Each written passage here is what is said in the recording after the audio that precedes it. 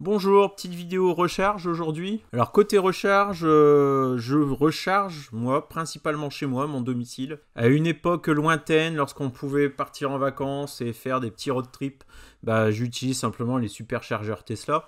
Grâce à vous, hein, surtout grâce au parrainage. Et puis j'ai également à disposition une borne sur mon lieu de travail. Ça c'était avant le télétravail.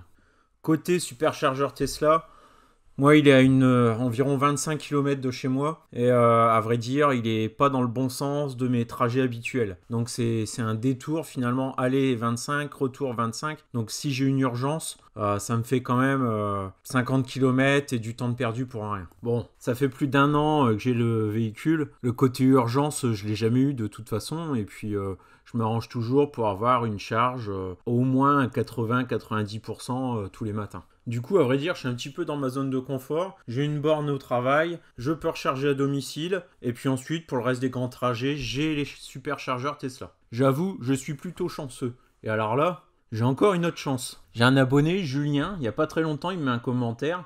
Tu peux aller recharger sur le e-chargeur d'Enercon gratuitement. Pour le moment, sorti à 9 sur la 1. Je regarde vite fait sur Google Maps, et là, je vois qu'en gros, il est à moins de 10 minutes de chez moi, quoi.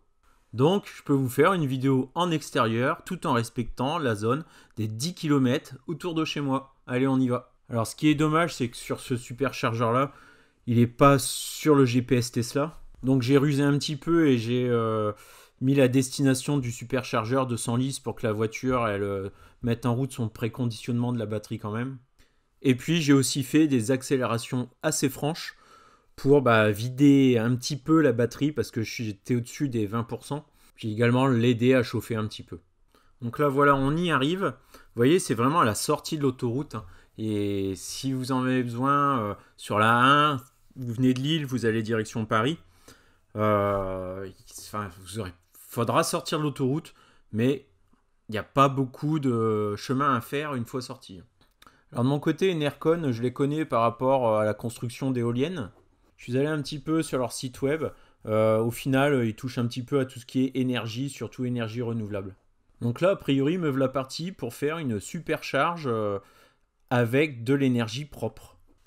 Bon, sur la borne, il n'y a pas grand-chose. Hein. Choix de langue, choix du connecteur. Donc, CHAdeMO ou combo CCS. Étonnant qu'il y ait du CHAdeMO, c'est une borne récente. Il n'y a quasiment plus de bornes avec du CHAdeMO. Donc, pour ceux qui ont des véhicules Nissan, c'est vraiment un bon plan parce que là, les pauvres. Hein. La borne affiche un tarif de 35 centimes du kilowatt. Alors, j'ai pas eu besoin de payer.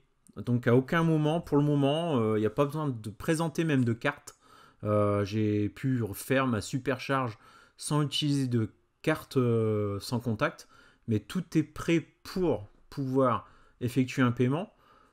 Pour l'instant, c'est gratuit et de ce que j'ai lu dans les commentaires sur ChargeMap, c'est ainsi depuis sa mise en fonction en décembre.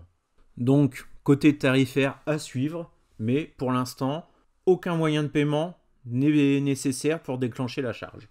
Là, d'un point de vue utilisation, on est comme sur un superchargeur Tesla, on décroche le pistolet, enfin non, là il faut faire 2-3 clics et ensuite ça démarre, j'ai pas utilisé de carte.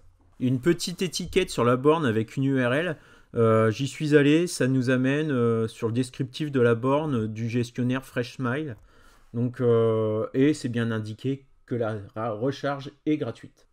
Donc la recharge est lancée, ça me remonte bien le pourcentage de batterie, mon niveau en fait, hein, 19%.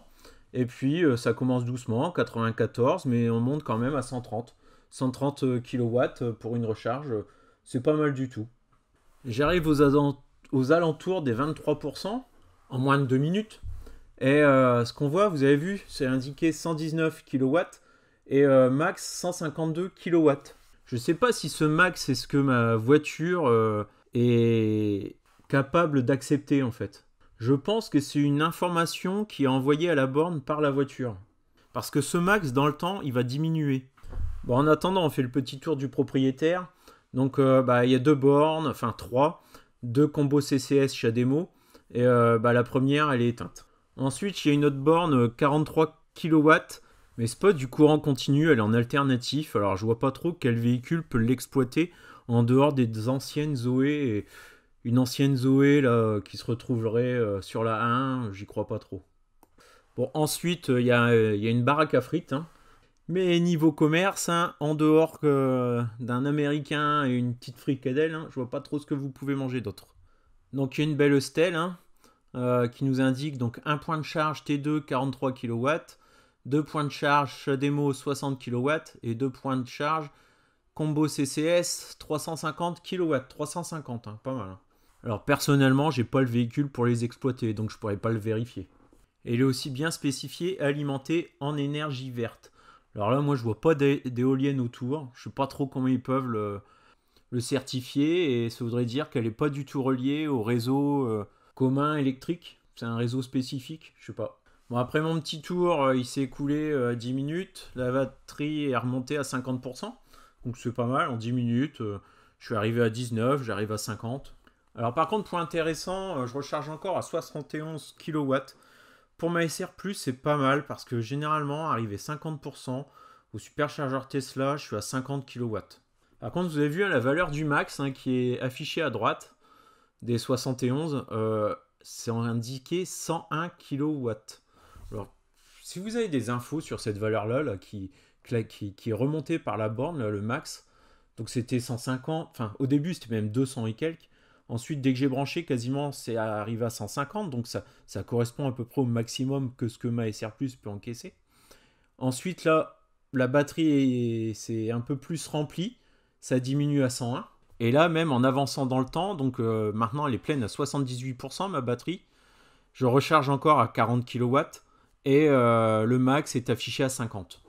Donc, ça s'adapte vraiment, cette valeur max s'adapte vraiment en fonction du taux de remplissage de ma batterie. Puis bon, par contre, hein, le truc qui fait plaisir, prix 0 €.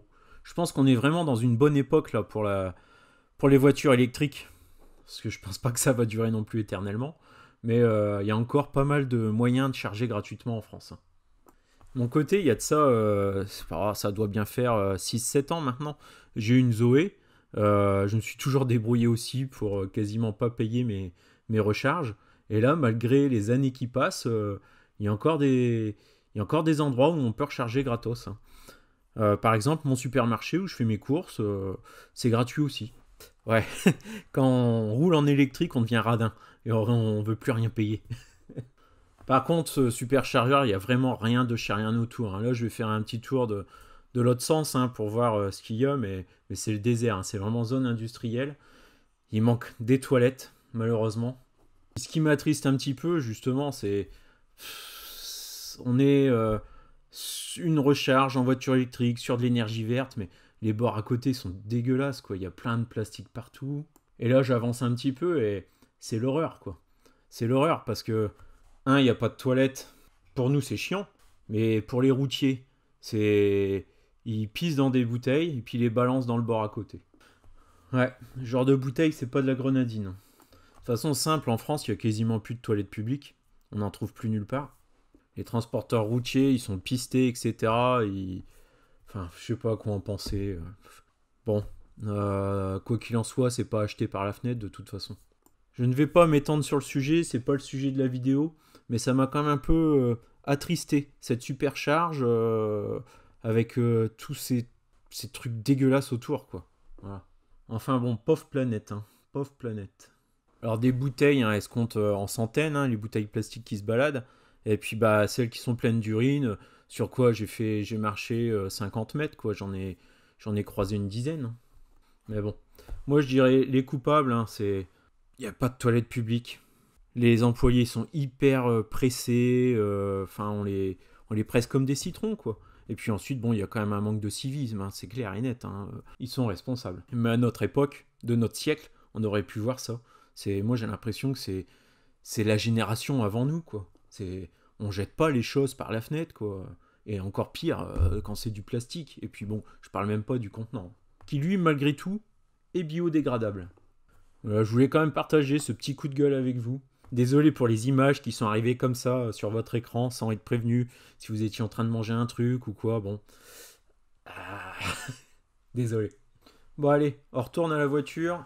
Normalement là, elle doit être bien remplie parce que ça fait un petit moment que je me balade à pied. Donc là, je pense la voiture elle est pleine d'énergie, bien remplie, bien contente, hein. Moi aussi, quand c'est gratuit, je suis content.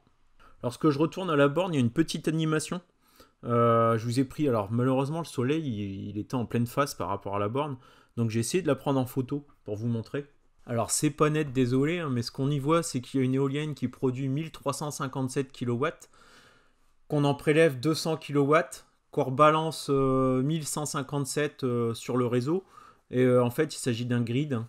Et donc on balance donc 200 kW pour les recharges de véhicules.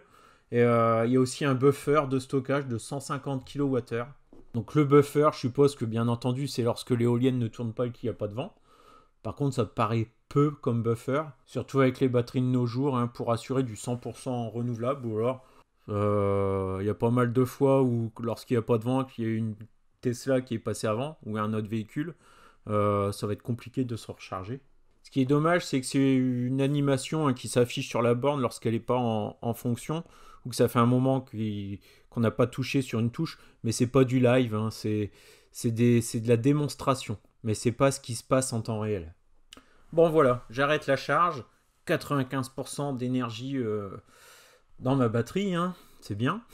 Plus là, je recharge plus qu'à 16 kW, hein. C'est inutile d'aller plus loin, hein. Bon, moi là, ça va, hein, je suis pas sur un trajet, je suis pas loin de mon domicile. Puis bon, il est quand même pas hyper conseillé d'abuser des supercharges, hein, par rapport à la longévité des batteries. Ensuite, moi, je reste sur la philosophie, chacun fait ce qu'il veut, de toute façon, avec ses batteries, hein. Et si en plus elles sont pas vraiment à vous et que c'est une LOA et que vous la rendez, bon, c'est pas cool pour celui qui va la racheter derrière, c'est sûr. Mais vous faites ce que vous voulez avec vos batteries. Il faut juste savoir que abuser des supercharges, ça risque de les endommager. Alors j'avoue, j'y pense là, c'est un point que je n'ai pas vérifié avec les batteries LFP. Si vous avez la réponse, ça m'intéresse en commentaire de savoir ce qui est préconisé par rapport les batteries LFP, si elles supportent les supercharges, si ça les endommage aussi ou pas sur des utilisations fréquentes. J'avoue ne pas être désintéressé. Le sujet SR plus chinoise, ça me ça me titille. Mais bon, j'aime bien ma petite californienne aussi, hein. Puis on s'y attache. Bon, je vais vous laisser là. On arrive devant une usine Enercon, justement, hein, un centre de formation où ils montent des éoliennes. Donc vous avez vu, c'est à proximité. On est à 2 km de la borne de recharge. Donc c'est peut-être pour ça aussi que cette borne se situe à cet endroit-là. Allez, merci de m'avoir regardé jusqu'au bout. Ciao et à bientôt.